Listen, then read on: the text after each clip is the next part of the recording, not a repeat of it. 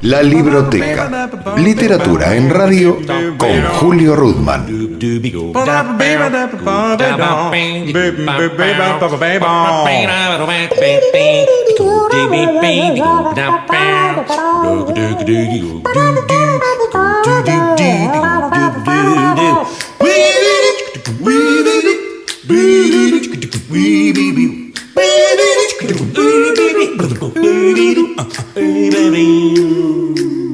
Bienvenidos a la emisión de la Libroteca de hoy. Como habíamos prometido en la promoción, estamos con Marisa Silva Schulze, escritora y profesora de historia, o profesora de historia y escritora, nacida en Uruguay. No voy a decir la fecha porque todavía me queda algo de caballero. Y la idea es que integre el menú de la Libroteca, que así se llama este programa, con su novela, por lo menos para mí, la primera novela que yo leo de ella, que se llama Siempre será después. Marisa, un gusto tenerte en Radio Nacional Mendoza y en este programa. Un placer para mí estar con una radio de Mendoza, que es un lugar que algún día conoceré, porque muchos uruguayos hablan de la maravilla que es Mendoza, así que para mí es un placer. Y también es un placer estar en la Argentina y no solo en Buenos Aires. Claro. Es emocionante para mí que mis libros estén allí, aunque yo no lo conozca. Le cuento a la audiencia que para mí es el primer libro de Marisa. Yo estoy leyendo aquí la información de Alfaguara, que es quien editó Siempre será después, pero hay varios libros, ¿no?, dando vueltas por ahí. Sí, ya, ¿no? mi primera novela, que se llama La limpieza es una mentira provisoria, se publicó en la Argentina en el 2005. Uh-huh. y te cuento que recibí algunos correos de San Juan, porque tengo algunos familiares, tengo una prima en San Juan, y que se ve que algunos conocidos de ella, no sé, pero recibí algunos hermosos correos desde San Juan. Uh-huh. Que queda cerca por ahí, ¿no? 180 kilómetros, algo así de Mendoza. Sí, más o menos, sí. Ahí está, sí. O sea que la novela sé que estuvo en Mendoza, que estuvo por ahí. Uh-huh. Bueno, vamos con esta y con... después me gustaría inclusive hacer una especie de mini recorrido por tu trayectoria literaria, pero como nos convoca, Siempre será después, esta novela... me gustaría, primero me gustaría que esto no sea un reportaje, sino una conversación lo más fluida posible. Por supuesto. Claro. Y en segundo lugar, Marisa, me gustaría que nos cuentes, esto es una curiosidad personal mía, desde que tengo este programa hace 17 años, ¿cómo surge, cuál es el primer motor de esta novela, el motivador? Sí. ¿Sabes qué? Siempre es difícil cuando uno publica una novela ir para atrás y recorrer cuál fue el origen de la novela, ¿no? Sí. Porque en ese origen yo no sabía que después se iba a convertir en novela y se iba a convertir en algo publicado. Entonces, yo diría que en todas mis novelas hay una sensibilidad hacia determinadas problemáticas sociales, determinadas problemáticas que golpean la sociedad, que atraviesan la sociedad, y en mis novelas yo intento ver cómo esa problemática atraviesa en concreto una familia. En el caso concreto de lo que me preguntás, eso digo en general, ¿no? Sí. En el Uruguay, y pienso que acá en Argentina debe ser igual, la violencia contra la mujer en las casas, en los hogares, sí, la doméstica, un problema grave, ¿no? La violencia doméstica, sí. Sí, yo no le llamo violencia doméstica porque la palabra doméstica me resulta que amortigua la brutalidad de la palabra violencia, ¿no? Sí. Ajá. Entonces le llamo violencia familiar, violencia, ¿no? Y que no siempre, claro, termina en una tragedia como es un asesinato. Sí. En el Uruguay mueren muchas mujeres asesinadas, porcentualmente es un problema grave. Sí. Los números siempre son pequeños en el Uruguay porque somos nada más que 3 millones, pero es un problema grave, y además es impresionante la cantidad de denuncias que hay, que no siempre, por suerte, no terminan, pero sí es una situación grave en el Uruguay. Entonces yo como ciudadana me siento, miro la tele, el informativo, escucho la radio, leo los diarios, Y continuamente estoy escuchando eso. Y hubo un momento donde yo me hice una pregunta, eso sí lo recuerdo, fue hace muchos años, mucho antes de empezar la novela, porque al principio fue un cuento, y yo me hice la pregunta, ¿qué pasa después? ¿Qué pasa cuando un hombre mata a una mujer, luego se suicida y tienen hijos? Y me pregunté por esos hijos, porque la noticia decía al pasar, ¿no? El hombre mató a la mujer, se suicidó y tenían 2 hijas. Y esas 2 hijas nunca más se supo nada, ¿no? No hay noticia. ¿Eso era, la noticia era de Uruguay? Era de Uruguay, sí. Y esto que te estoy diciendo es muy común, ¿no? No, me acuerdo que eso fue hace 10 años, y cuando yo publiqué la novela, al día siguiente que yo publiqué la novela y cerca de mi casa ocurrió un hecho así, ¿no? El hombre no se suicidó, el que pasó cerca de mi casa hace un año está preso y tenía 2 hijas también. Entonces, yo me hice esa pregunta, ¿no? ¿Qué pasa con el que sobrevive a la tragedia? Con el que tiene que cargar toda la vida, no solo que su madre es asesinada, sino que además es asesinada por su padre, sí. ¿no? Que pueden estar separados o no separados. Y creo que a partir de esa pregunta nació Álvaro, ¿no? Álvaro es el protagonista de la novela, y esta novela no está centrada en la pareja.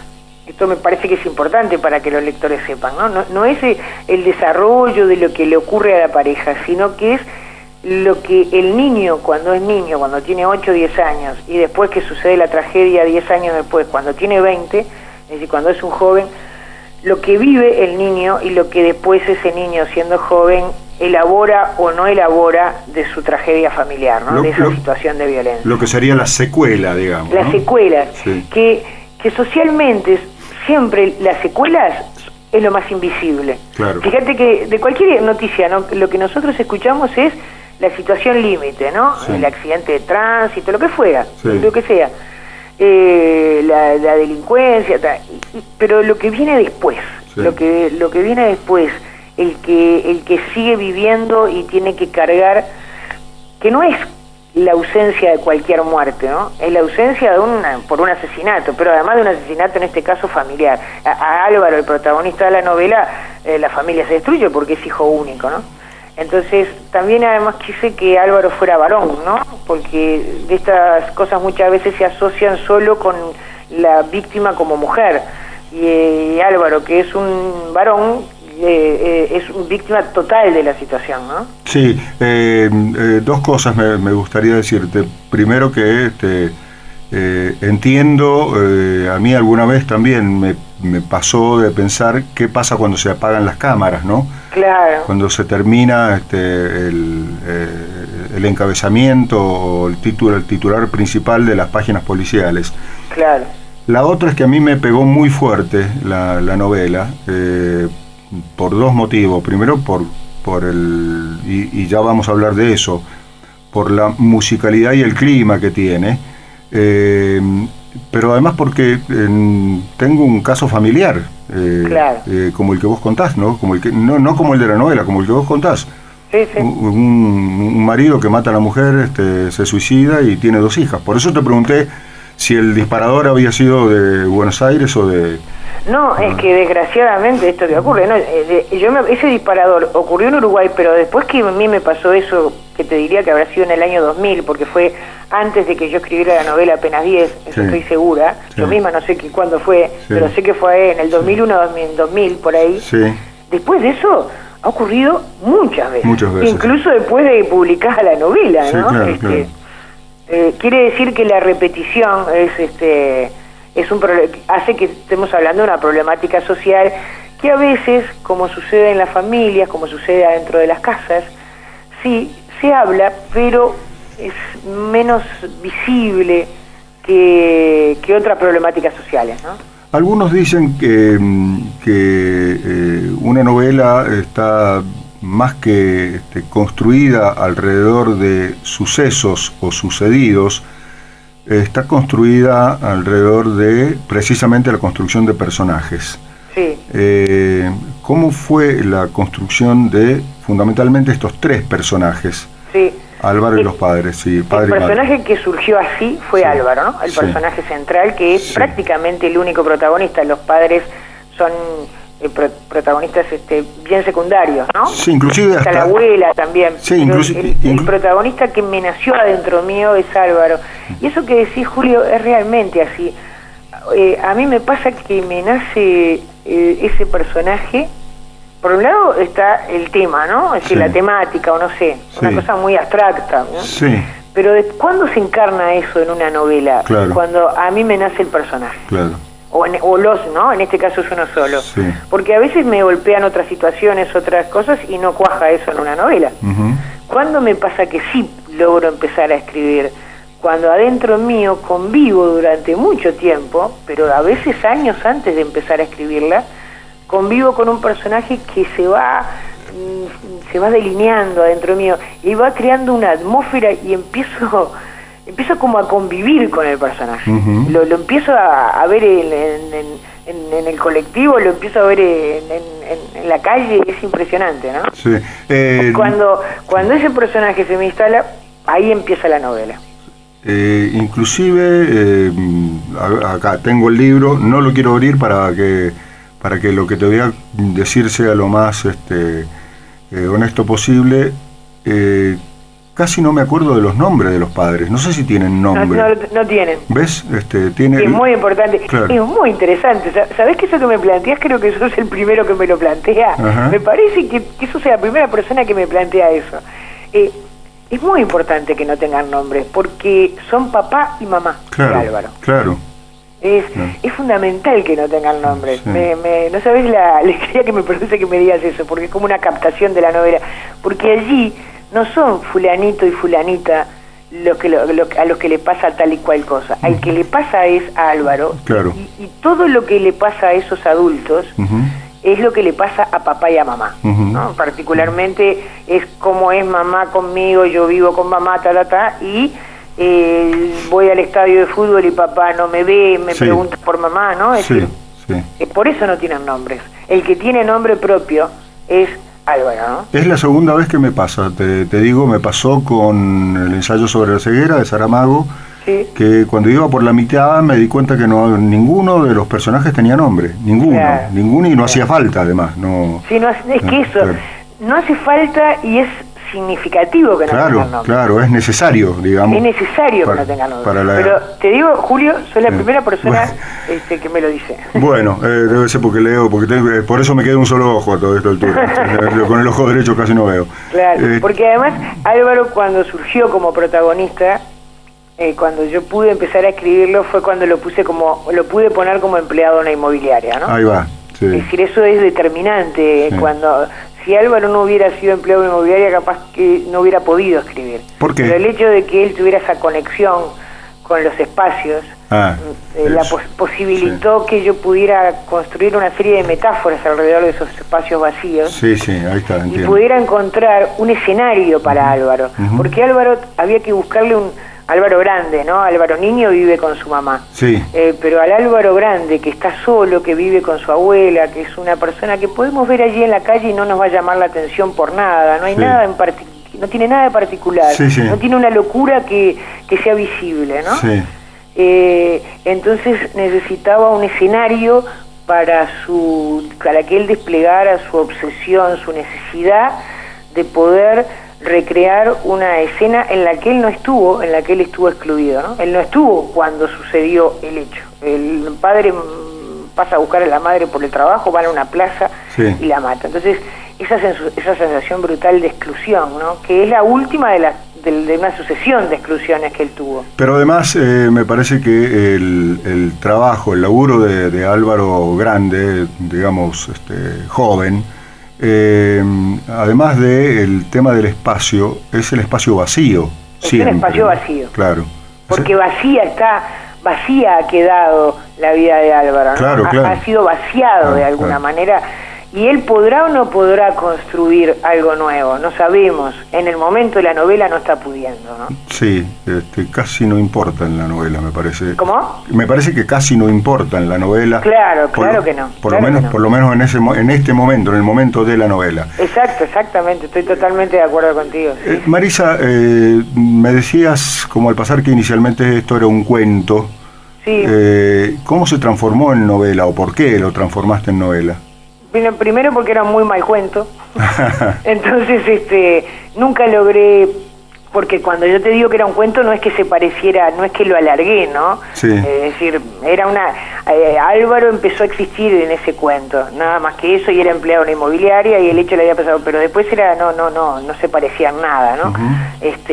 Entonces eso quedó inconcluso, como un borrador, como tantas cosas que una escribe, porque una escribe una cantidad de cosas que no salen después a la luz pública, y ni siquiera a veces uno las termina, ¿no? Escribir es un ejercicio cotidiano, ¿no? Sí, claro. No, uno empieza una novela, termina y la publica, ¿no? Claro, claro. Y luego habla con un periodista interesante de Mendoza, es mucho más, es un proceso que a veces nos cuesta, me parece, a los escritores poder decir. A veces a mí no me gusta como los escritores lo plantean esto. Yo escribo muchas cosas que son malas y que no quiero dárselas a conocer a nadie, ¿no? Efectivamente. Y es un ejercicio difícil. Entonces, bueno, ese cuento, como tantas otras cosas mías, quedaron allí en una carpetita de la computadora. Yo después escribí Apenas 10, que también es una novela que estuvo en Argentina. Una novela que tiene que ver con una familia después de la dictadura, una familia uruguaya y todo siempre es familia, ¿no? Siempre hay una cuestión de los vínculos familiares y como una investigación de los vínculos familiares. Pero sin que yo me lo proponga, esto surge. Y después que terminé Apenas 10, pero muchos años después, volví como que me tironeaba Álvaro. No el cuento que era malo y que no eran 8 paginitas que no tenían ningún valor, sino que me tironeaba Álvaro, volví a convivir con Álvaro. Tuve toda una etapa en que Apenas 10 es una novela para mí muy intensa, que tiene muchos personajes, que fue muy importante en mi vida escribirla, entonces Álvaro quedó postergado, ¿no? Pero cuando después pasaron los años y yo pude salir de Apenas 10, Álvaro emergió adentro mío y su atmósfera, ¿no? Su desesperación, todo eso entró adentro mío de nuevo. ¿Cómo fue tu formación de escritora? Bueno, yo soy profesora de historia, por lo tanto no tengo una formación específica en relación al tema literatura, ¿no? Sí, no pregunto por lo académico, sino cómo... Claro, escribo, Julio, desde que yo recuerdo, no me acuerdo de mi vida sin escribir. Creo que escribí ahí a los 7, 8, 9 años los primeros poemas, que debían algunos parecerse, no sé, a algunas canciones de folclore que yo escuchaba, ¿no? Los fronterizos o algo así. Sí. Yo recuerdo eso, recuerdo muy bien un poema que escribí en una época que había muchos apagones en Montevideo, y escribí un poema que fue sobre los árboles, y desde ese momento, desde el poema de los árboles, que yo ahí sí tenía 9 años, pero creo que hubo algunos antes, he escrito toda mi vida. Y he escrito, sobre todo escribí poesía entre los 9 años y los 30, escribí solo poesía, algunos cuentos, pero especialmente poesía. Y eso por un lado, y la otra formación es la que tú decías, es decir, leer, ¿no? Leer, desesperarme por querer leer más, ¿no? Y bueno, esas son las dos cosas y sobre todo, escribir mucho, ¿no? Sí, el músculo de la escritura. Sí, escribir mucho, borrar, tirar. No, tirar nunca tiro, ¿no? Pero no, dejarlo a un costado. Dejarlo macerar.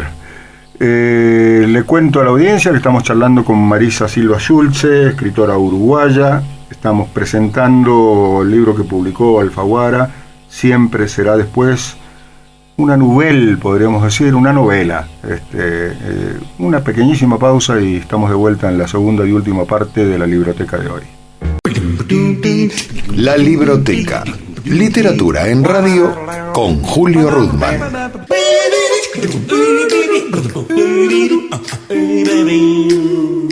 Aquí estamos, segunda parte, conversación con Marisa Silva Schulze, escritora uruguaya. Ella está presentando, y yo soy apenas un intermediario lector, su novela Siempre será después, que publicó Alfaguara. Marisa, algo dijiste sobre el final del bloque anterior de la voracidad de lectora, que me parece, o de lectora, que me parece que es como la materia prima de todo escritor, ¿no? Sí. Yo siento como lectora y como escritora, como en los dos roles, que hay algunas cosas sobre el ser humano que solo puedo asomarme a través del arte en general, ¿no? Por ejemplo, del cine. Y algunas cosas dentro del arte específicamente a través de la literatura. O sea, yo siento que yo no sería la misma persona si no hubiera visto las películas que vi, ¿no? Sería otra persona, pero no esta que soy. Y que no sería la misma si yo no hubiera leído algunos libros que leí a lo largo de mi vida. Por ejemplo, me interesa que es como preguntarte, bueno, qué influencia o quién te marcó, digamos, tanto en cine como en literatura. Mira, hay una cosa que me pasa, es que hay muchos autores que me gustan mucho y yo no sé si influyen sobre mí. Ojalá, ¿no? Ojalá Onetti influyera sobre mí. Bueno, pero no podría decir que es una... Me parecería casi, Julio, un acto de soberbia. No, pero no me refiero... O Dostoyevsky, me acuerdo que me apasionó Dostoyevsky cuando tenía 15, 18 años, pero no sé de qué manera...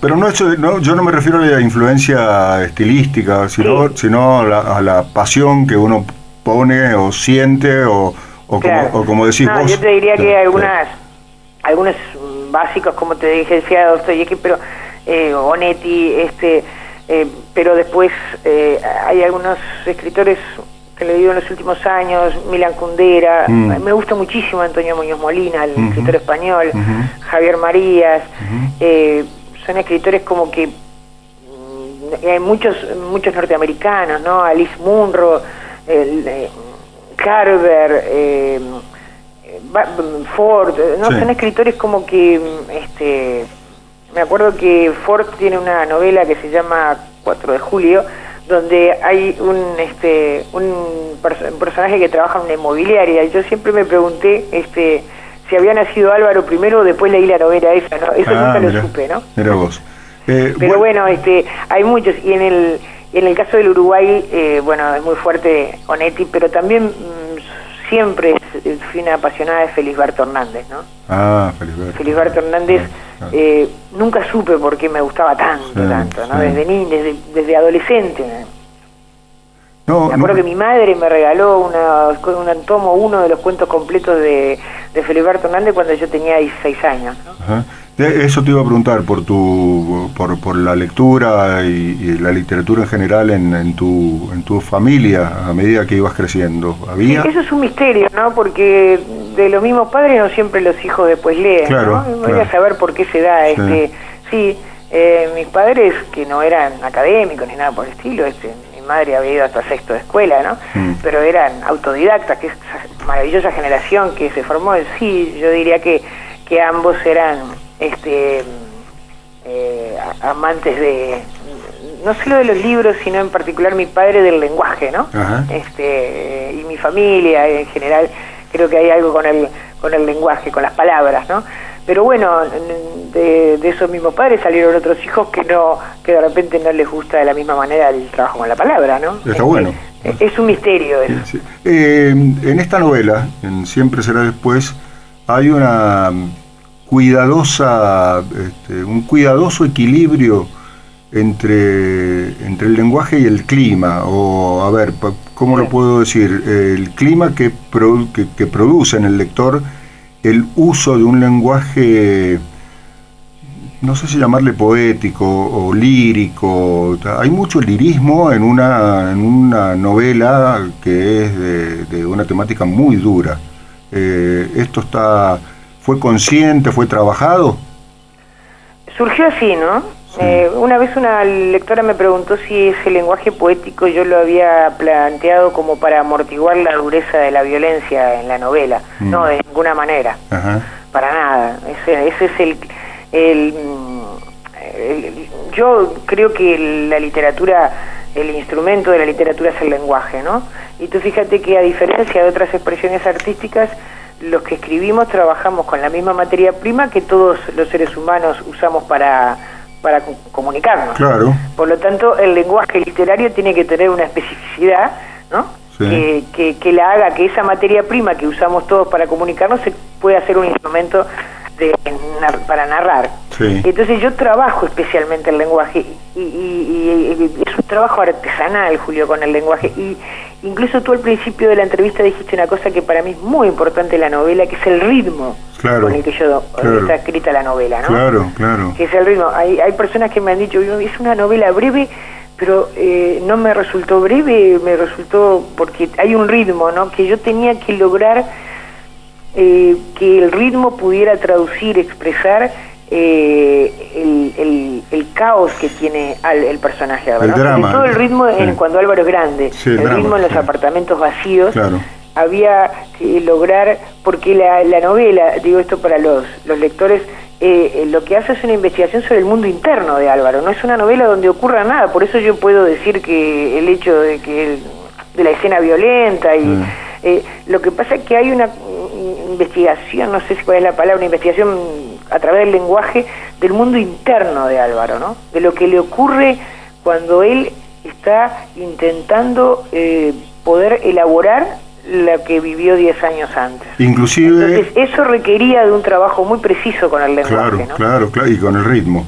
Sí, con el ritmo, ¿no? Es un ritmo que pudiera... A mí me resultó fuerte ese ritmo, porque, a ver, en otras novelas nunca me había pasado eso. Ese ritmo me llevaba a mí a una escritura muy pasional, ¿no? Que no es mi característica muchas veces como escritora.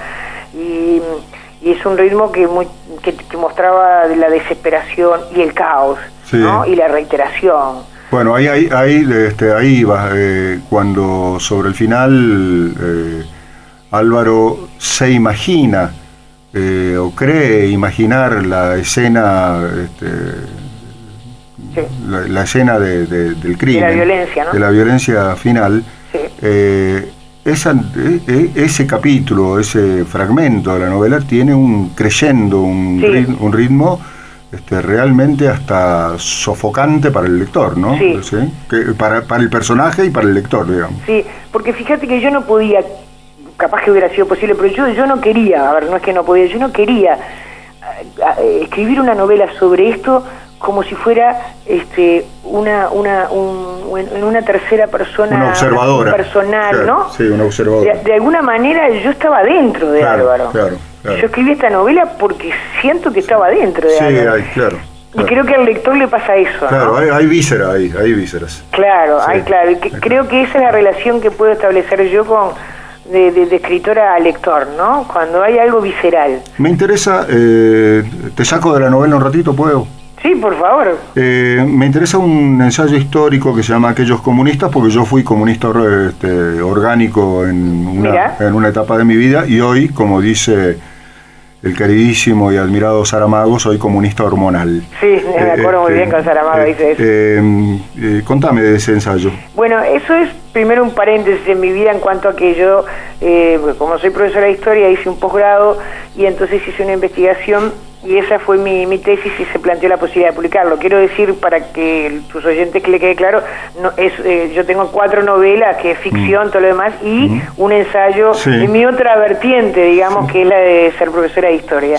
Y tomé un tema que en el Uruguay, cuando yo lo tomé, prácticamente, lamentablemente, no se había tomado mucho, que era el tema de los comunistas, porque en el Uruguay hay hubo toda una cantidad de libros que surgieron centrados en la izquierda que había tomado las armas, pero en mi país fue muy importante la izquierda que no tomó las armas, no solo comunistas, socialistas, otros grupos políticos, ¿no? Y entonces hubo en los 15 años posteriores a la dictadura una especie de focalización en lo que fue el movimiento armado. Y entonces yo, ahora no, después de mi libro han aparecido otras cosas, por suerte, trabajando esa otra izquierda que parece menos heroica, que parece menos, con algo menos de aureola épica, pero que en el Uruguay fue fundamental y sin la cual esa izquierda que existió antes del golpe de Estado, sin la cual no se podría explicar hoy lo que está sucediendo en el Uruguay, ¿no? Es una izquierda que funda lo que hoy es uno de los vertientes que funda el Frente Amplio, claro, ¿no? Claro. Que te digo esto porque en Argentina se habla mucho de Mujica y yo digo que lo que gobierna el Uruguay es el Frente Amplio, ¿no? Claro. Puede ser un presidente u otro, puede ser Tabaré Vázquez, puede ser muy bien. Bueno, entonces ese ensayo que se llama Aquellos comunistas toma un aspecto, no es la historia del PC uruguayo, sino toma un aspecto que son las prácticas culturales, ¿no? Es decir, las prácticas culturales, la vida interna, los rituales, los actos, el carné, el universo, la relación, la Unión Soviética en el imaginario de los comunistas, lo que la prensa comunista decía en aquel momento, todo lo demás sobre la Unión Soviética como utopía territorializada, en fin. Pero ese libro, por ahora, acá hay un dossier que yo no te sabría decir, te lo puedo mandar después por correo. Hay un dossier donde hay varias cosas, donde están capítulos de mi libro. Después de repente te lo puedo mandar por correo y podés acceder a algunos capítulos del libro, que es un dossier que se hizo acá en algo académico en la Argentina y me lo propusieron que estuviera, ¿no? ¿El libro no está? El libro no está, el libro no está. Está en el Uruguay por si a alguien le interesa, pero no está en... Hay que ir a buscar, bueno. Hay que ir a buscarlo. Por ahora lo que me gustaría es que en Mendoza a alguien le gustara leer mis novelas, ¿no? Bueno, en eso estamos. Pero bueno, en el Uruguay está aquel ensayo que se llama Aquellos comunistas, ¿sí? Se me terminó el tiempo, lamentablemente, pero estoy muy feliz de que esta sea la primera de unas innumerables conversaciones. Ojalá... Julio, me encantaría seguir, qué buena entrevista, qué linda conversación y qué emoción para mí que está saliendo esa voz mía en Mendoza, ¿no? Mendoza. Ese lugar que te digo que especialmente algún día quiero ir hasta Mendoza, ¿no? Te recibiremos siempre con buen vino y mucho cariño, ¿eh? Genial. Yo realmente te agradezco mucho y le mando un saludo a los lectores de Mendoza y bueno, ojalá de repente tengan curiosidad de conocer una escritora uruguaya, ¿no? Sí. En mi país muchas veces se leen más escritores europeos que latinoamericanos y eso me preocupa mucho, ¿no? Pero creo que hay una tendencia que no tiene nada que ver con aquel famoso boom, sí, claro. Pero me parece que hay una buena tendencia de buena literatura y de buenos lectores. Claro, y de defensa de la ficción, ¿no? La literatura tiene algo para decir sobre, no me refiero a mi novela, sino en general, sí, ¿no? En general, va en paralelo a estas cosas que están pasando en los países latinoamericanos, claro, que nos vamos conociendo mejor sin tutelas. Exacto. Marisa, una alegría, Julio, la alegría es mía. Le cuento a la audiencia que hemos charlado con Marisa Silva Schulze, escritora uruguaya. La excusa era presentar en la libroteca Siempre será después, editado por Alfaguara. Hasta la próxima y hasta siempre, Marisa, gracias. Hasta la próxima, hasta siempre. Un abrazo muy grande, un abrazo fuerte para todos. Gracias. Cerramos por ahora la libroteca. Pone el señalador en la radio pública y nos reencontramos en el próximo capítulo.